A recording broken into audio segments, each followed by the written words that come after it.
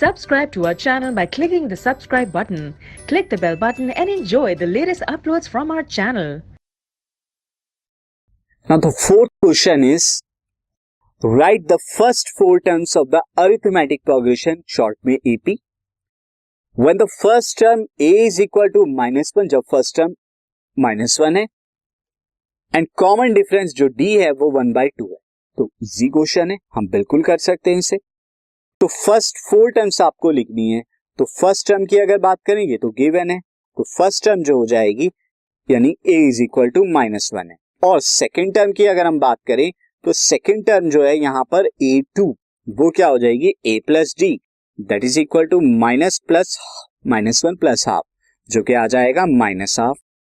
And then third term की अगर हम बात करें तो थर्ड टर्म यानी कि a3 क्या हो जाएगी a2. सेकेंड टर्म में फिर से डी ऐड करा दीजिए तो -half plus half, that is equal to 0.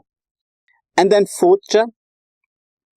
Fourth term जो होगी आपकी इस एपी की यानी कि A4, वो आपकी थर्ड टर्म में से फिर से डी को ऐड करा दीजिए, यानी 0 में हाफ ऐड कराएंगे तो आपको हाफ मिलेगा. So four terms are